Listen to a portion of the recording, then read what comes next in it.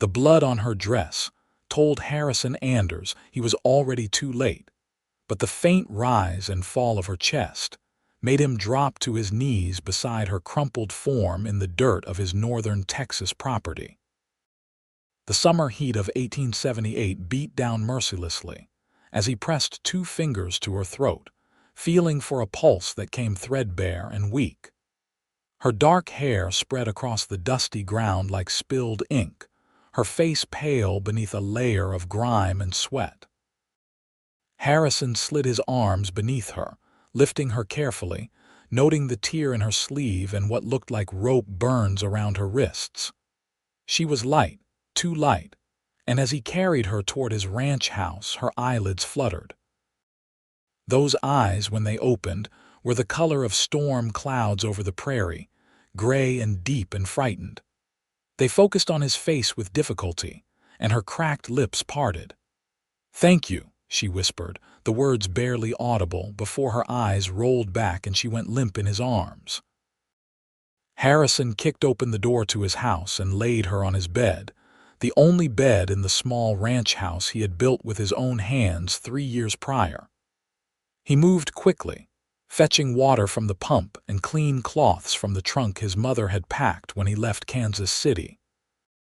The woman's breathing remained shallow but steady as he carefully cleaned the dirt from her face, revealing delicate features and a bruise blooming purple along her left cheekbone. Her dress was torn in several places, the fabric cheap and worn thin even before whatever violence had been done to it. He worked methodically, years of tending injured cattle and horses guiding his hands as he checked her for broken bones and wounds. The blood on her dress came from a gash on her upper arm, not deep enough to be fatal but ugly and in need of stitching. Harrison had sewn up plenty of things in his time out here, though never a woman. His hands trembled slightly as he threaded the needle, but his stitches were neat and close together. She did not wake during the process, which worried him more than he wanted to admit. Night fell over the Texas plains, and Harrison sat in the chair beside his bed, watching the stranger breathe. He should have been out checking on the cattle, making sure none had wandered toward the creek where the ground grew soft and dangerous. Instead, he found himself studying the woman's face in the lamplight, wondering who she was and what had brought her to collapse on his land, miles from the nearest town. Her hands, when he examined them more closely, bore calluses that spoke of hard work, but her nails were clean and neatly trimmed. She wore no rings, no jewelry of any kind. The night passed slowly. Harrison dozed in fits and starts, jerking awake each time the woman made a sound.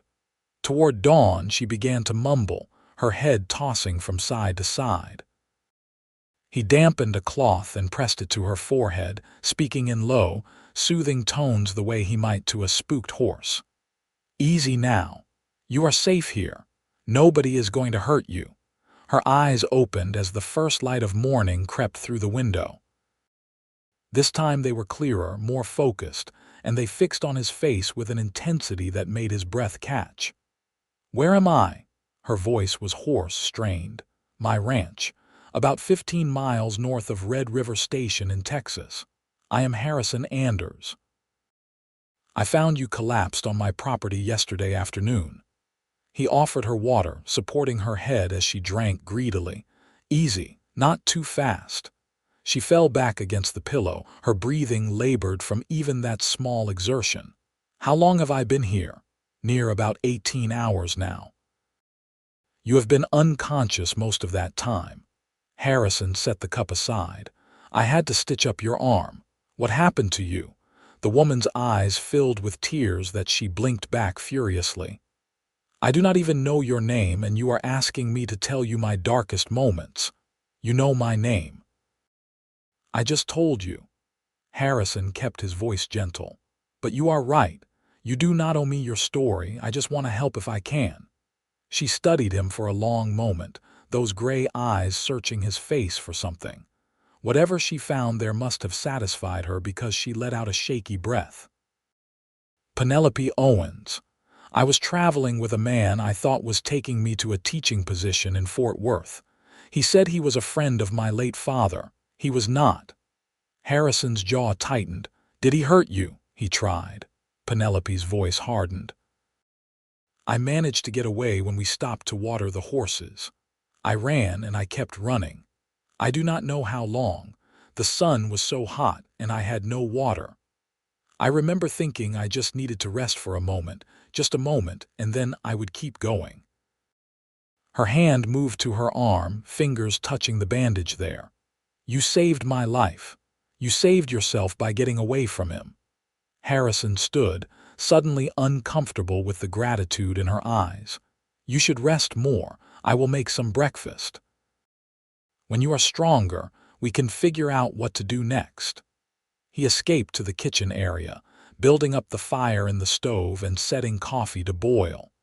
His hands moved through the familiar motions of preparing food while his mind raced. A woman alone on his property, recovering from an attack.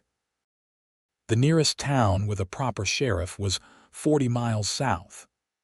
Red River Station was closer, but barely counted as a town at all, just a trading post and a handful of buildings clustered where the cattle drives crossed the river. He could not just send her on her way, not in her condition, not knowing some man might still be looking for her. The coffee boiled over and Harrison cursed, grabbing the pot off the heat. Behind him, he heard a sound and turned to find Penelope standing in the doorway to the bedroom, one hand braced against the frame. She had wrapped his quilt around her shoulders, and her legs shook with the effort of standing. You should be in bed. He moved toward her, but she held up a hand. I have been lying down for 18 hours. I needed to stand. Her eyes swept over the small house, taking in the simple furnishings, the clean but sparse surroundings. You live here alone? I do.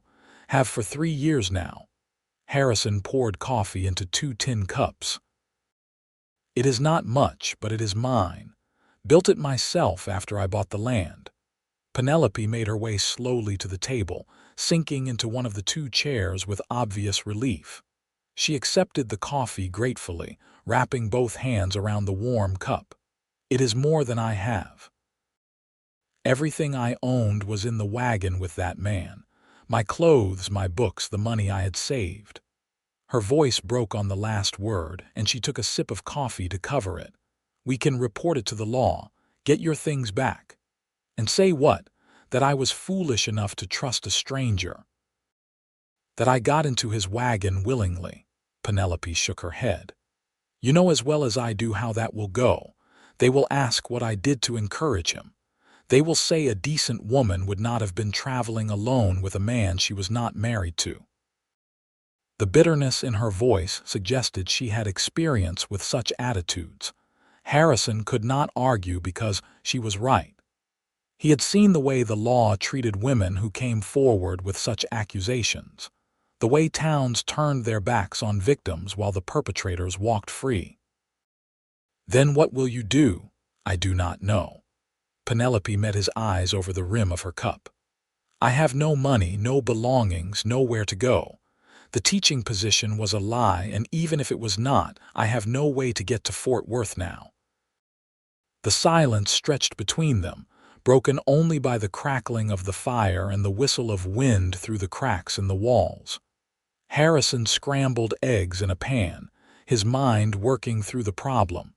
He could give her money for the stage, send her back east. But back east to what? She had mentioned her father was dead, and she had spoken of no other family. He could take her to one of the larger towns, help her find work, but that would mean leaving his ranch unattended for days, and he had cattle that needed tending. You could stay here. The words came out before he had fully thought them through. Just until you are healed up and have had time to figure out your next move. I could use some help around the place if you are willing to work. I cannot pay much, but room and board would be yours. Penelope stared at him. You are offering me a job. You do not know anything about me. I know you ran instead of giving up. I know you are educated based on the way you speak. I know you are not afraid of hard work based on your hands." Harrison divided the eggs between two plates and set one in front of her. "And I know you thanked me even though you were half dead at the time. That speaks to character, or to desperation." But Penelope picked up her fork, her hands still trembling slightly. "What kind of work?" "Cooking, mostly. Laundry. I am terrible at both. I can handle the animals and the land work, but I have been living on beans and burnt bacon for 3 years." He offered her a wry smile. "If you can do better than that, you will earn your keep. Later, when you are stronger, maybe you could help with some of the lighter ranch work. Feeding the chickens, collecting eggs, that sort of thing." Penelope ate slowly, each bite seeming to require effort. When she had finished half the eggs, she set down her fork and looked at him directly. "Why are you being kind to me?" Most men would have different ideas about a woman alone and in their debt. The directness of the question took him aback, but he respected it. "My mother raised me to be decent, and I spent 2 years fighting in a war that showed me the worst of what men can do. I decided if I survived it, I would try to be better than that." He met her gaze steadily. "You have my word that you are safe here. If you want a lock on the bedroom door, I will install one. I can sleep in the barn." "That is not necessary." Penelope's shoulders relaxed slightly. "I will stay, at least for now. And I will earn my keep, I promise you that. I am a good cook, and I know how to manage a household. My mother taught me before she died." They finished breakfast in companionable silence, and Harrison showed her where he kept his supplies. The pantry was depressingly bare beyond the basics: flour, salt, coffee, sugar, beans, and some preserved meat. "I usually make a supply run once a month to Red River Station," he explained, "but I am not due to go for another 2 weeks. I can work with this." Penelope examined the stores with a critical eye. "Do you have a garden?" "I tried to start one, but I killed everything except the potatoes." Harrison rubbed the back of his neck, embarrassed. "I am better with cattle than vegetables." "Then it is fortunate you found someone who knows the difference." A small smile touched Penelope's lips, the first he had seen from her, and it transformed her face. For a moment, the fear and exhaustion fell away, and he caught a glimpse of who she might be when she was not running for her life. The days that followed fell into a pattern. Penelope slept long hours that first week, her body recovering from her ordeal. When she was awake, she moved slowly through the house, familiarizing herself with Harrison's supplies and equipment. By the end of the second week, she was cooking meals that made Harrison's mouth water, turning his basic ingredients into dishes his mother might have made. She baked bread that came out golden and soft, fried chicken that was crispy on the outside and tender within, made stews that actually tasted like something beyond salt and meat. Harrison, for his part, threw himself into the work of the ranch with renewed energy. He repaired fences, moved cattle to better grazing land, and cleaned out the barn until it actually looked like a proper stable. Each evening he returned to the house to find it transformed. Penelope had scrubbed the floors, washed the windows, organized his chaotic collection of tools and supplies. The house smelled of soap and cooking food instead of dust and loneliness. They talked during meals, carefully at first, sharing small pieces of themselves. Harrison learned that Penelope had grown up in Missouri, the daughter of a schoolteacher and a seamstress. Her father had taught her to read and write and love learning. Her mother had taught her to sew and cook and manage money. Both had died within a year of each other, leaving 22-year-old Penelope alone and nearly penniless. The teaching position had seemed like an answer to prayer, a chance to use her education to support herself. The man who had offered it, claiming to be an old friend of her father's, had seemed trustworthy. "I should have known better," Penelope said one evening as they sat on the porch watching the sun set over the plains. My father always said that if something seemed too good to be true, it probably was. But I was desperate, and desperate people make foolish choices. You were not foolish.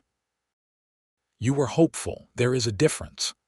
Harrison whittled at a piece of wood, shaping it into something that might become a handle for a new hammer. That man was a liar and worse. The blame is his, not yours. Penelope was quiet for a long moment. Do you really believe that? I do. She turned to look at him, her gray eyes serious in the fading light. You are not what I expected, Harrison Anders.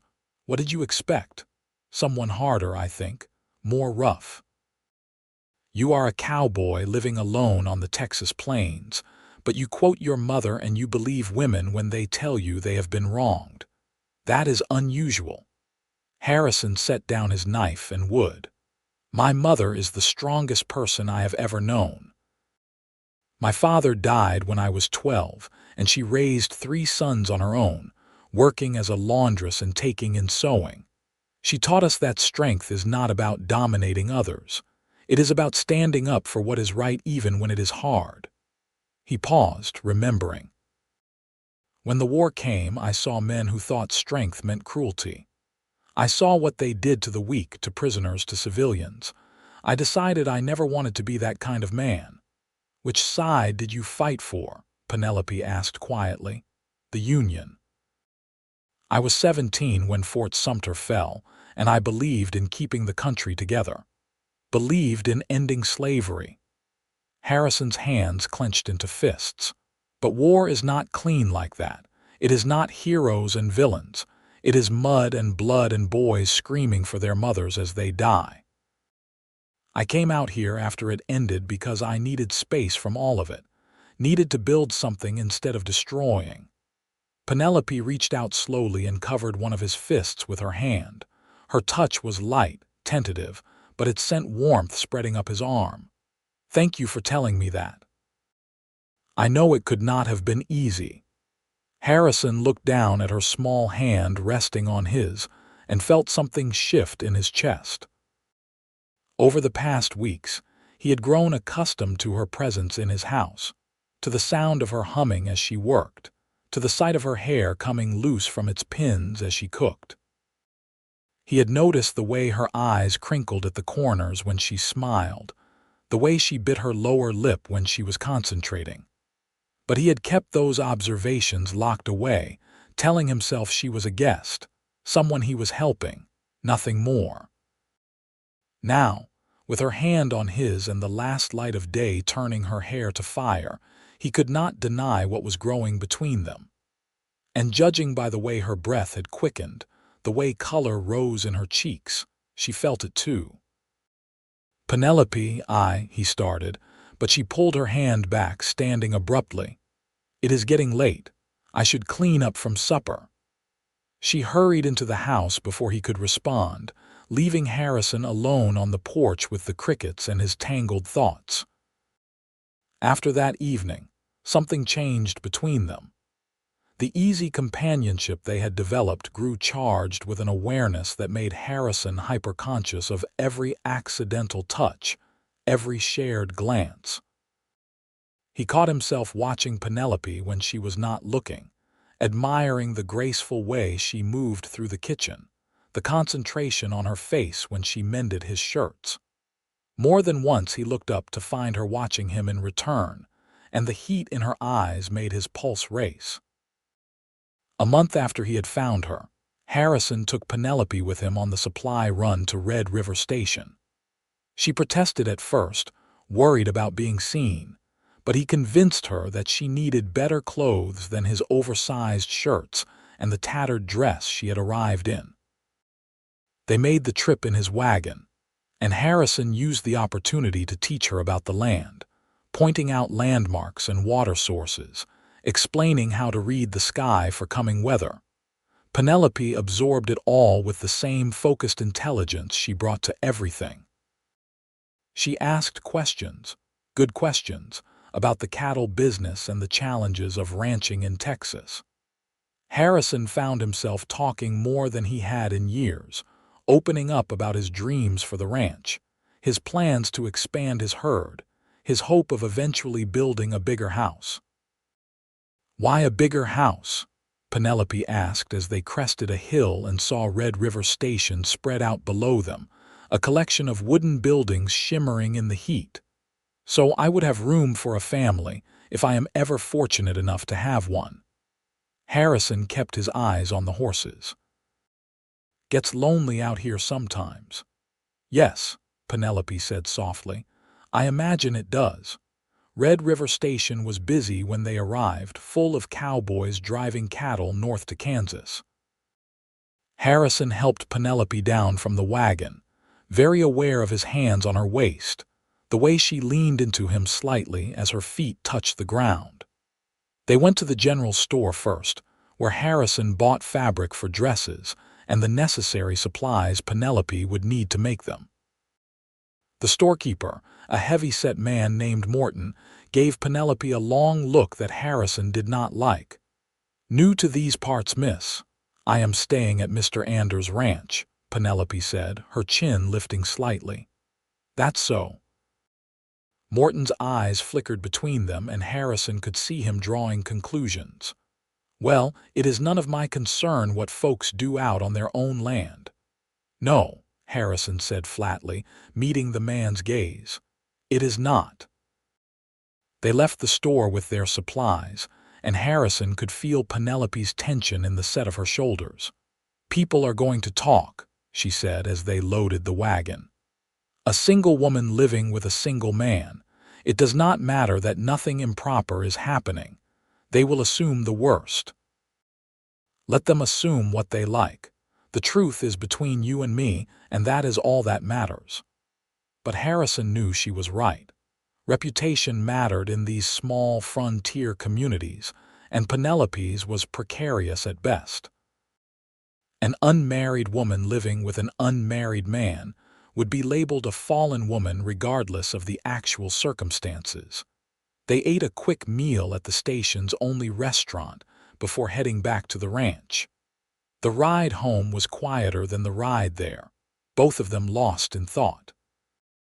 As the sun began to set, painting the sky in shades of orange and purple, Penelope finally spoke. "Harrison, I have been thinking. Perhaps I should try to find a position elsewhere. A proper position as a housekeeper or a teacher.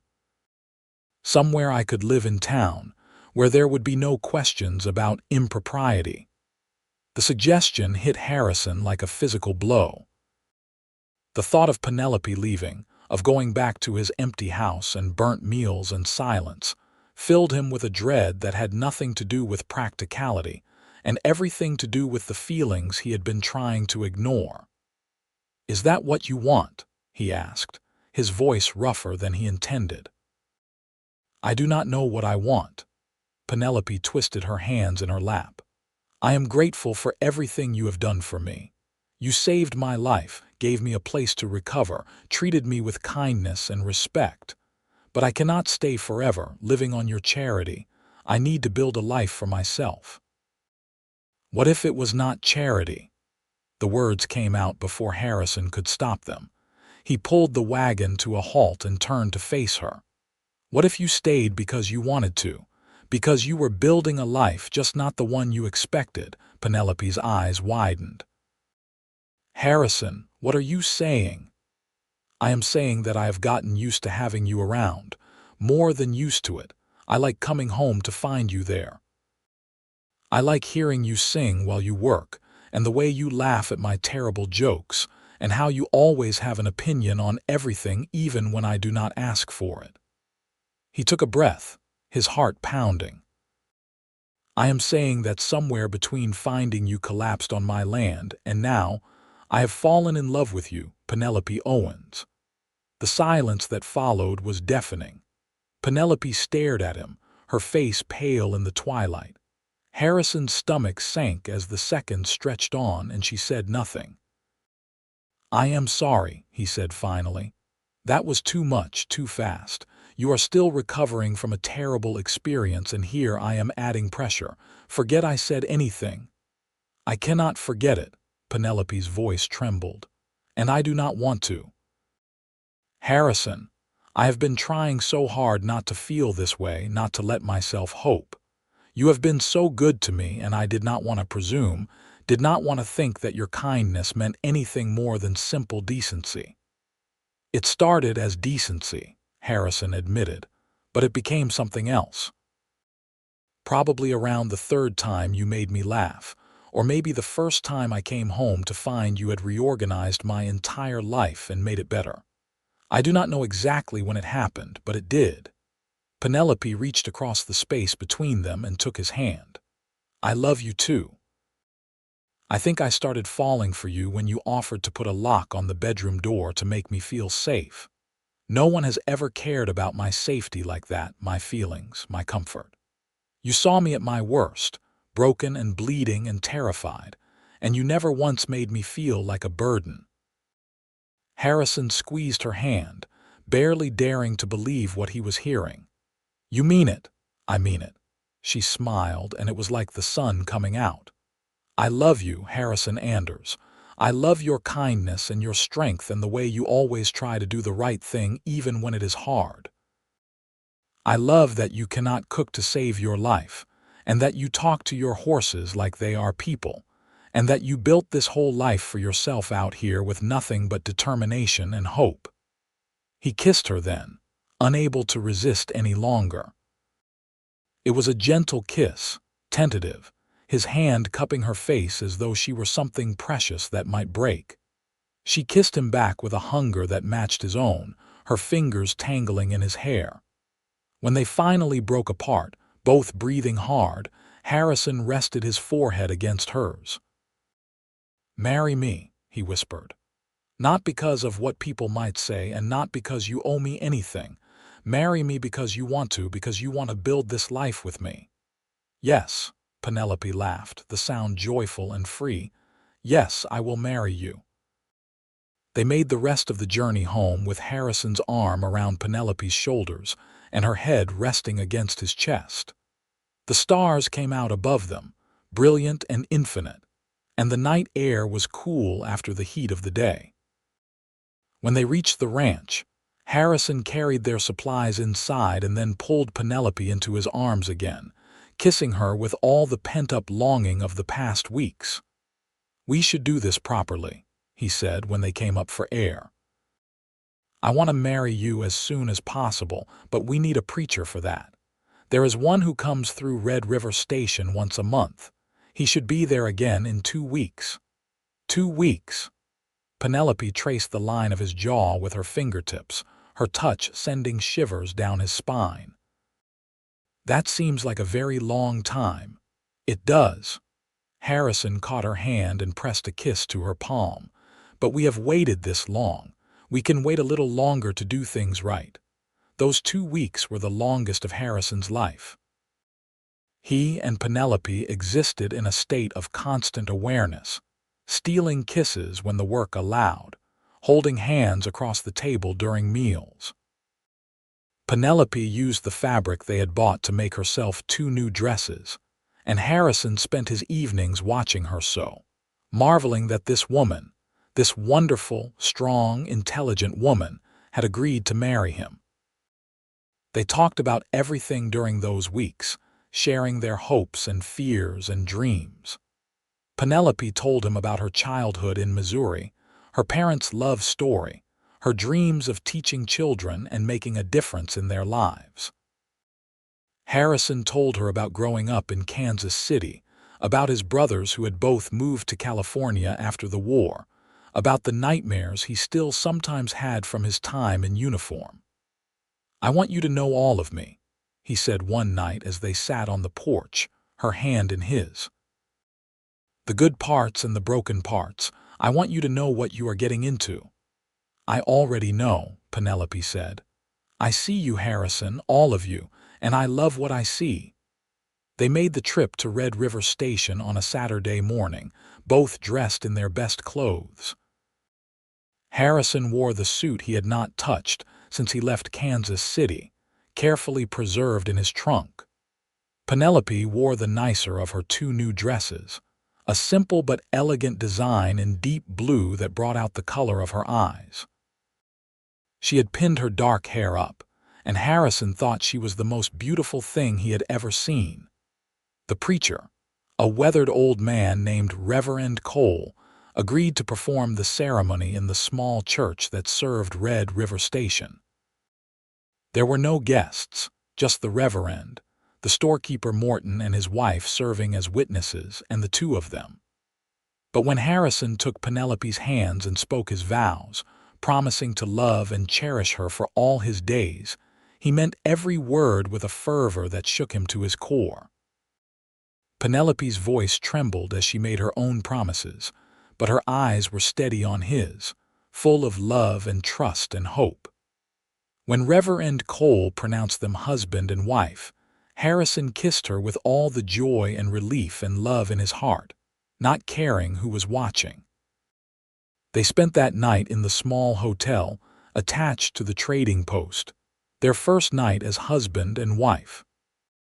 Harrison was gentle with Penelope, mindful of all she had been through, but she met his tenderness with a passion that left them both breathless and laughing and tangled in each other's arms. They talked late into the night, making plans for their future, dreaming together. "I want to expand the herd," Harrison said, playing with a strand of her hair. "Maybe get some horses to sell. I am good with horses." "I want to start a proper garden," Penelope said. "And maybe in a few years we could think about children." "How many children?" Harrison asked, his heart full at the thought. "I do not know. 2, 3. How many do you want?" "As many as we are blessed with." He pulled her closer, marveling at the miracle of her, this woman who had literally collapsed into his life and changed everything. "I never thought I would be this happy." "Neither did I." Penelope kissed him softly. "When I was running through the heat, certain I was going to die, I could not have imagined this, that I would find love, find home, find you." They returned to the ranch the next day as Mr. and Mrs.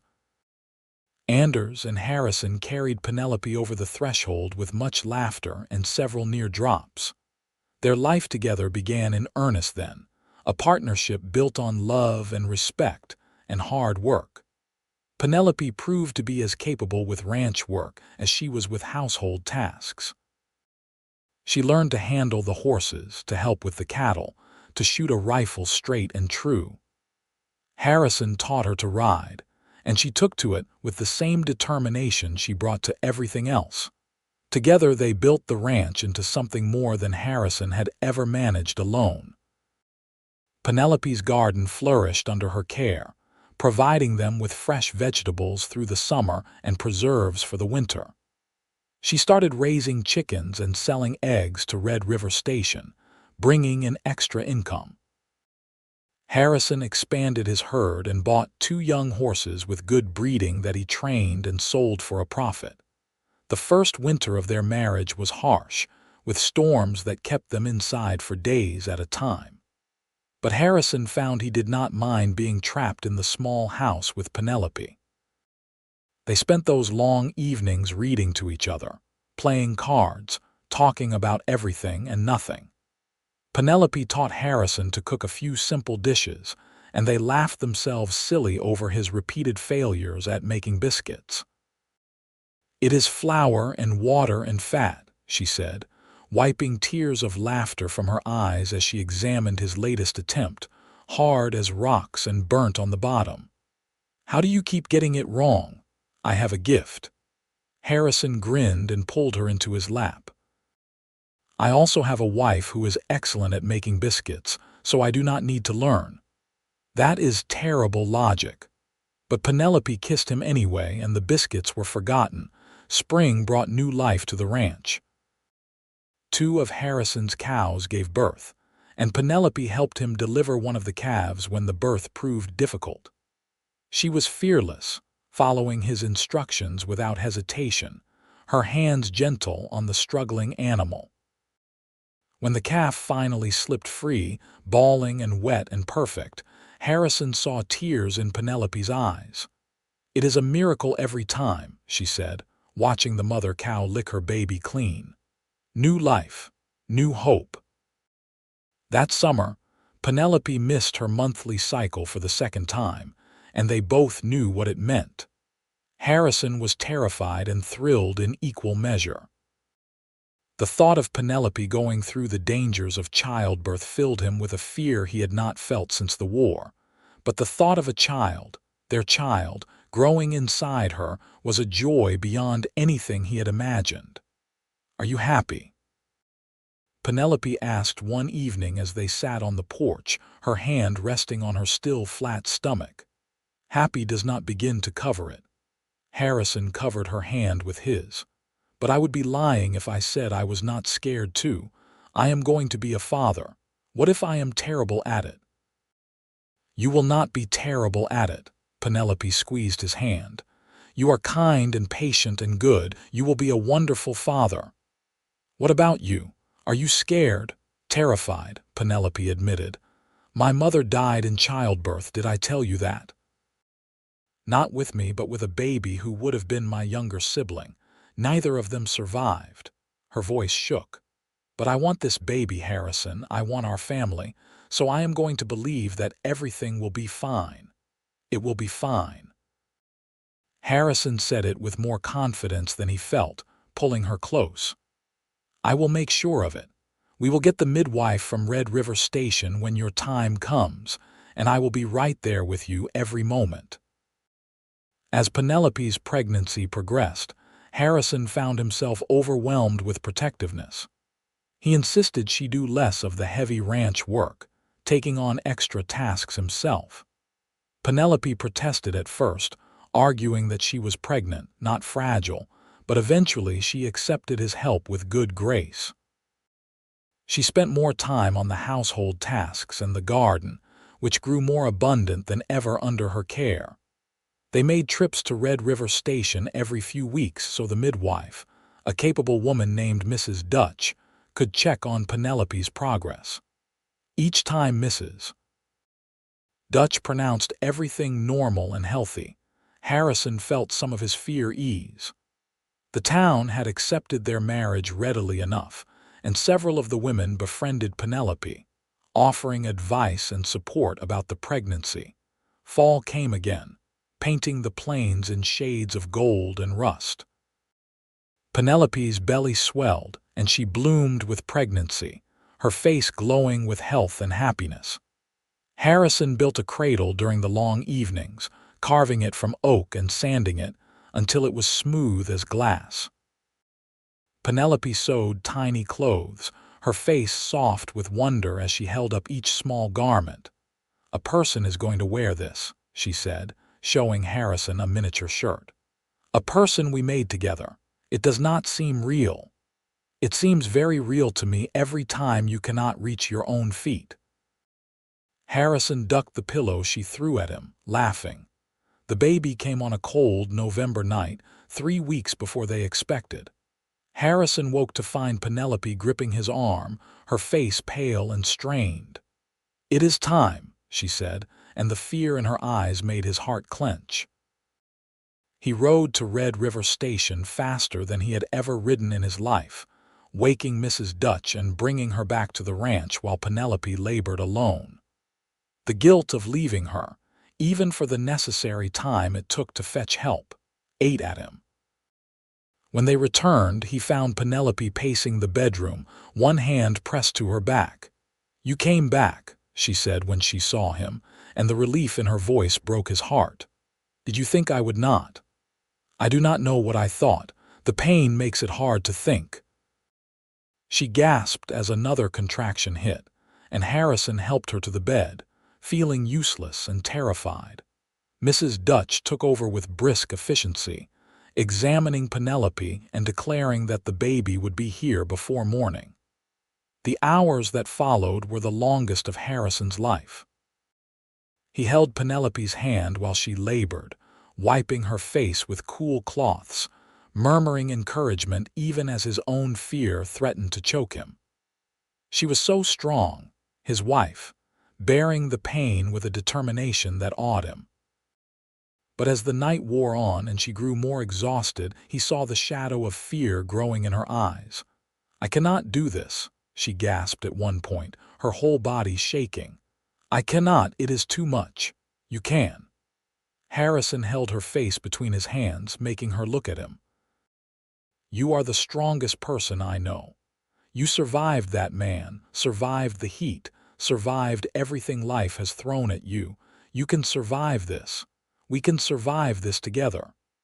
Together, Penelope repeated, and something in her eyes strengthened. As dawn broke over the Texas plains, their son came into the world with a lusty cry that was the most beautiful sound Harrison had ever heard. Mrs. Dutch cleaned the baby and placed him in Penelope's arms, and Harrison felt tears streaming down his face as he looked at his wife and child. He is perfect, Penelope breathed, her exhaustion forgotten as she gazed at their son. Harrison, look at him. He is perfect, just like his mother. Harrison kissed Penelope's forehead, her cheeks, her lips, unable to stop touching her, needing to reassure himself that she was really all right. You did it. You are amazing. They named him Henry after Harrison's father, with the middle name Thomas after Penelope's father. Henry Thomas Anders was a healthy baby with a powerful set of lungs and his mother's gray eyes. In the weeks after his birth, Harrison learned what true exhaustion was, as he and Penelope took turns walking the floor with a crying baby in the middle of the night. But he also learned a joy deeper than any he had known, watching Penelope nurse their son, seeing Henry's tiny hand curl around his finger. I love our family, Penelope said one night as they lay in bed with Henry sleeping in his cradle beside them. Even when I am so tired I could cry, even when nothing goes according to plan, I love this life we have built. So do I. Harrison pulled her close, breathing in the scent of her hair. 2 years ago I was alone in this house and I thought I was content, but I had no idea what I was missing. No idea that you were out there somewhere, waiting to collapse on my property and change everything. Penelope laughed softly. That is one way to put it, though I prefer to think of it as fate. We were meant to find each other. Maybe we were. Harrison thought back to that day, seeing again the blood on her dress, the rise and fall of her chest, the moment her eyes opened and she whispered her thanks. If he had ridden a different direction that day, if he had been even a few minutes later, she might have died out there in the heat and dust. The thought made him hold her tighter. The years that followed were full of hard work and simple joys. Henry grew from a baby into a toddler, then a small boy with his father's dark hair and his mother's determination. He learned to walk chasing chickens around the yard, and to ride sitting in front of Harrison on his horse. Penelope taught him letters and numbers, starting his education early just as her own father had done for her. When Henry was 3, Penelope became pregnant again. This time the fear was less, tempered by the knowledge that she had done this before and survived. Their daughter was born on a warm spring evening with far less drama than her brother's arrival. They named her Margaret, after Harrison's mother, and she was a quieter baby than Henry had been, content to watch the world with solemn eyes. The ranch prospered under their joint efforts. Harrison's herd grew large enough that he hired 2 ranch hands to help during the busy seasons. Penelope's garden became famous in Red River Station, and she began selling not just eggs, but also preserves and vegetables. She taught other women in the area her techniques, generous with her knowledge and time. When Henry was 5 and Margaret 2, Penelope came to Harrison with a proposal. I want to start a school, she said. There are enough families in the area now that children need education, and the nearest school is 40 miles away. We could hold classes here, in the barn. I could teach the children reading and writing and arithmetic. Harrison looked at his wife, this woman who had collapsed on his land 6 years ago with nothing, and who now wanted to give back to the community that had embraced them. I think that is a wonderful idea. Let us make it happen. They converted half the barn into a schoolroom, building desks and benches, putting in windows for light. Penelope wrote to her father's old colleagues back in Missouri, asking for recommendations on books and supplies. By the fall, she had 8 students ranging in age from 5 to 12, children from the ranches and farms scattered across the area. Harrison often stopped by during the school day, ostensibly to check on something in the barn but really to watch Penelope teach. She was a natural instructor, patient and encouraging, making learning seem like an adventure rather than a chore. The children adored her, and their parents were grateful for the opportunity to give their offspring an education.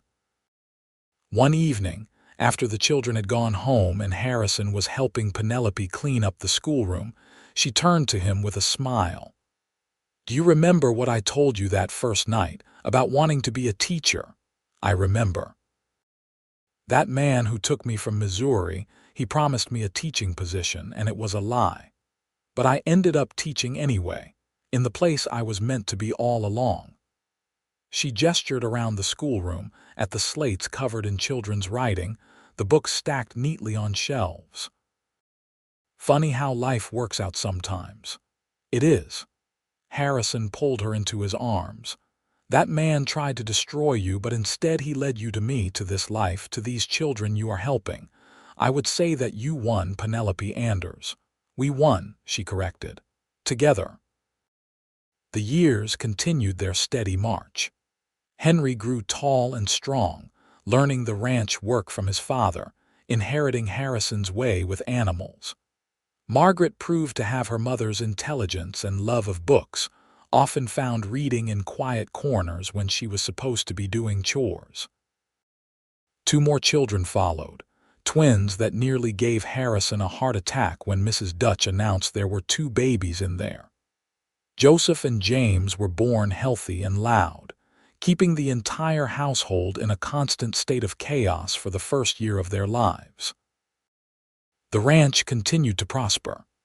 Harrison bought more land, expanding his holdings, building a bigger house as he had always planned. The new house had separate bedrooms for all the children, a proper parlor, and a kitchen large enough for Penelope to work in without constantly bumping into things. They kept the old house standing, using it for storage and as a reminder of where they had started.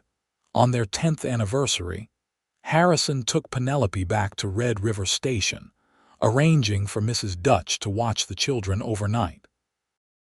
They stayed in the same hotel room where they had spent their wedding night, and Harrison gave her a necklace he had bought from a traveling jeweler, a delicate silver chain with a small pendant. "Open it," he instructed, and Penelope pressed the catch to reveal a tiny photograph inside, one of her and the children that Harrison had commissioned during their last trip to Fort Worth. "Harrison, it is beautiful." Tears shimmered in Penelope's eyes. "But you did not need to buy me anything. You have given me everything I could ever want. You gave me more." Harrison took her hands in his. 10 years ago today, I married a woman I had known for 2 months, and it was the best decision I ever made. You have made me happier than I thought possible. You have given me children, a home, a purpose beyond just surviving. You have made my life mean something." "You made your life mean something," Penelope said. "You chose to be kind when you could have been cruel. You chose to help when you could have walked away. You chose to love me when you could have kept me at a distance." She kissed him softly. "But I am glad you made those choices, because they led us here." They made love that night with the tenderness of long familiarity and the passion of people who still desired each other deeply. Afterward, lying in each other's arms, Harrison thought about the journey that had brought them to this moment. The war that had shaped him, the loneliness that had driven him to Texas, the random chance that had made him ride across the particular stretch of land where Penelope lay dying. So many small decisions and accidents that had led to this, to a life full of love and purpose and joy. "What are you thinking?" Penelope asked, tracing patterns on his chest with her fingertips. "That I am grateful," Harrison said, "for all of it, even the hard parts, because they led me to you." The children grew. Henry became a young man, serious and responsible, taking on more of the ranch work until he was functioning as Harrison's full partner. Margaret proved to be an exceptional student, surpassing her mother's teaching by the time she was 14. She talked about going east for more schooling, and though it terrified Harrison to think of his daughter so far away, he and Penelope supported her dreams. The twins were wild and adventurous, constantly getting into trouble and keeping their parents on their toes. They reminded Harrison of his own brothers, the way they worked together to accomplish things they could not manage alone, the way they defended each other fiercely against all outsiders. Red River Station grew into a proper town over the years, adding a real bank, a hotel that was not attached to the trading post, and eventually even a telegraph office. The railroad came through when Henry was 15, bringing more settlers and more opportunities. Harrison sold cattle to buyers who came by rail, getting better prices than he ever had driving herds north to Kansas. Through all the changes, Harrison and Penelope remained the constants in each other's lives. They still made time to sit on the porch in the evenings, though now their chairs were surrounded by the noise of children and grandchildren. Henry married a girl from town when he was 22, bringing her home to live at the ranch and start a family of their own. Margaret went to school in St. Louis but returned during summers, full of stories about city life and new ideas.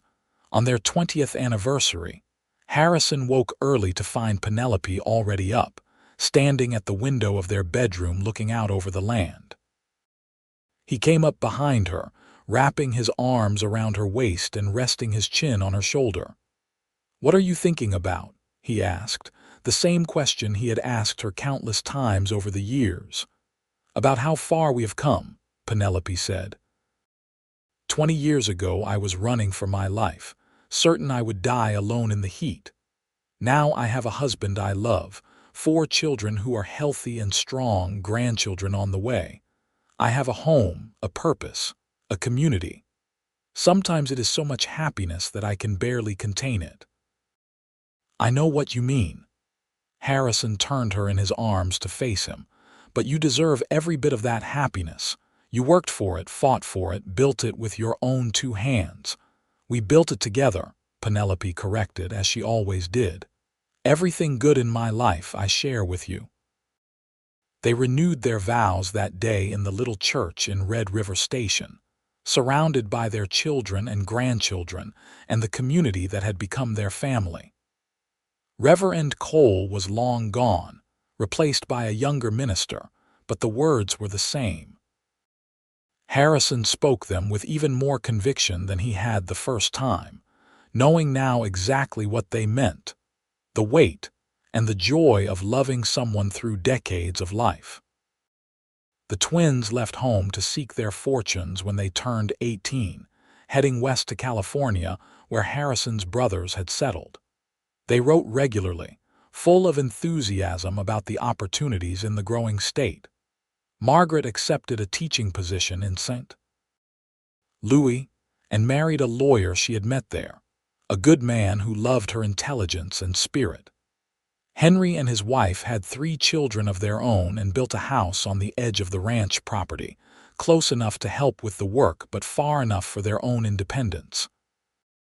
Harrison and Penelope grew older together, their hair turning gray, their bodies moving more slowly than they once had. But their love never diminished. If anything, it deepened, tempered by time and challenge into something unshakable. They still held hands across the table during meals, still stole kisses when no one was looking, still talked for hours on the porch while the sun set over the land they had built a life on. When Harrison was 55, he was thrown from a horse and broke his leg badly. For months, he was confined to the house, chafing at his inability to work. Penelope nursed him with the same tenderness he had shown her 27 years earlier, and in those long days of recovery, they talked about their life together. "You have any regrets?" Harrison asked one afternoon as Penelope changed the dressing on his leg. "About what? Any of it? Staying with me when you could have gone back east, marrying me so quickly, this life out here instead of somewhere more civilized." Penelope looked up at him with those gray eyes that still made his heart race. "Not one single regret. This life, this family, you. It is everything I ever wanted and more than I ever hoped for. What about you?" "My only regret is that I have just one life to live with you." Harrison took her hand and kissed it. "One life, one chance, and I am grateful for every moment of it." His leg healed eventually, though he walked with a slight limp afterward. It slowed him down some, but Henry was capable of running the ranch by then, and Harrison found he did not mind stepping back from the hardest physical labor. He spent more time with Penelope, helping her in the garden, reading to their grandchildren, enjoying the life they had built. On their 30th anniversary, their children threw them a party. The new house was full of people, children and grandchildren and friends from town, all gathered to celebrate. There was music and dancing and enough food to feed an army. Harrison danced with Penelope in their parlor, holding her close as a neighbor played fiddle. 30 years, Penelope murmured against his chest. "It seems like forever and no time at all." "I would do it all again," Harrison said. "Every single moment exactly the same. Even finding me half dead on your property, especially that." He pulled back to look at her face, still beautiful to him despite the lines time had etched there. "That was the luckiest day of my life." The party went late into the night, and when everyone had finally gone home, Harrison and Penelope walked out to the old house, the one they had shared in those early days. They stood in the middle of the empty space, remembering. "I can still see you standing at that stove, burning everything you tried to cook," Penelope said with a laugh. "And I can still see you scrubbing these floors until they gleamed, determined to make this shabby little place into a home." Harrison squeezed her hand. "Thank you." "For what?" "For whispering thank you that day when I found you, for staying, for loving me, for building this life with me." His voice grew thick with emotion. "For being exactly who you are." Penelope kissed him there in the old house, surrounded by memories and ghosts of their younger selves. "I would do it all again too," she whispered. "Every moment, every choice, all of it leading me to you." They walked back to the new house hand in hand, their way lit by stars so bright they seemed close enough to touch. Inside, their son and his family were staying over, and they could hear the quiet sounds of children sleeping, the murmur of Henry and his wife talking softly. This was what they had built, Harrison thought. Not just a ranch or a house or a fortune, though they had all of those things. They had built a family, a legacy, a love that would endure long after they were gone. The years continued to pass, bringing more grandchildren and eventually great-grandchildren. The ranch remained prosperous under Henry's management, and the school Penelope had started continued to educate children long after she retired from teaching. They became pillars of the community, respected and loved by everyone who knew them. Harrison was 68 when his heart began to fail him. The doctor from Red River Station, now a real physician rather than just a midwife, told him plainly that his time was limited. Harrison took the news calmly, though the thought of leaving Penelope tore at him. They had promised each other a lifetime, but no lifetime was ever long enough. He called his children home, wanting to see them all together one more time. They came from California and St. Louis and from Henry's house, just across the property.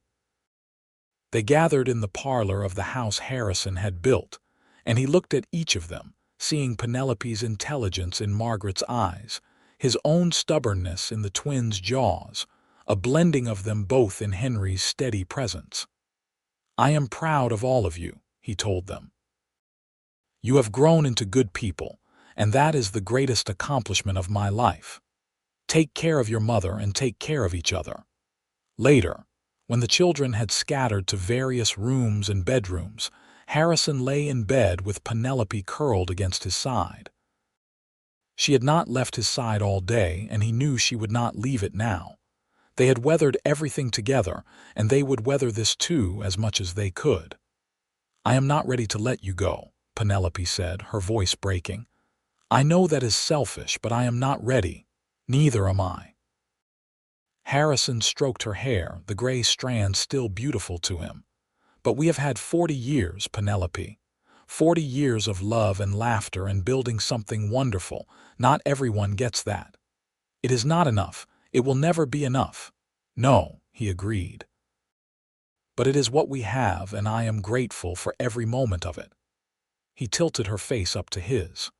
"Remember when you thanked me that first day? I am the one who should be thanking you. You gave me a reason to live, not just survive. You made my life matter." They talked through the night, remembering everything. The day they met, their wedding, the births of each child, the challenges they had overcome, the triumphs they had shared. As dawn broke over the Texas plains, painting the sky in shades of pink and gold, Harrison felt his strength fading. "I love you," he whispered to Penelope, the last words he would ever speak to her. "Every moment I have loved you." "And I have loved you," Penelope said, tears streaming down her face. "Every moment, every breath, I will love you until my own last breath and beyond." Harrison Anders died as the sun rose on a beautiful spring morning, surrounded by his family, his hand held tight in Penelope's. He passed peacefully, a slight smile on his face, as though he could see something wonderful waiting for him. Penelope lived for another 12 years after Harrison's death, and not a day went by that she did not think of him. She remained at the ranch, helping Henry run things until she grew too frail, spending time with her grandchildren and great-grandchildren, telling them stories about their grandfather and the life they had built together. She never remarried, though she had offers. "I had my great love," she would say when asked. "Some people spend their whole lives searching for that and never find it. I found it when I was 22 years old, collapsed and dying on a Texas ranch. I had 40 years with the man I loved, and that is more than enough to sustain me through however many years I have left." When Penelope's time came, she faced it with the same courage she had shown throughout her life. She gathered her children around her, gave them her blessing and her love, and closed her eyes for the last time on a cool October evening. Her last words were barely audible, but Margaret, who sat closest, heard them clearly. "Thank you," Penelope whispered, just as she had whispered to Harrison so many years ago. "Thank you for finding me." They buried Penelope beside Harrison on a hill overlooking the ranch, under a pair of oak trees that had been saplings when they first broke ground on the property. The headstones were simple, carved with their names and the years of their lives, but also with words their children chose together. Harrison's read, he chose kindness. Penelope's read, she chose courage. And between them, carved into the base that connected the two stones, were the words together they chose love. The ranch remained in the family, passed down through generations. The old house was eventually rebuilt as a museum of sorts, preserving the memory of Harrison and Penelope's early days. The school Penelope started evolved into a proper schoolhouse, and eventually into a larger building that served the growing community. The story of how they met became family legend, told and retold to each new generation. And if sometimes, on quiet evenings when the sun set over the Texas plains, people claimed to see two figures walking hand in hand near the old house, no one questioned it. Some loves were strong enough to transcend death, to echo through time, to remind the living that hope could be found in the darkest moments. And that sometimes, collapsing on a stranger's property with nothing left but a whispered "think," you could be the beginning of everything beautiful.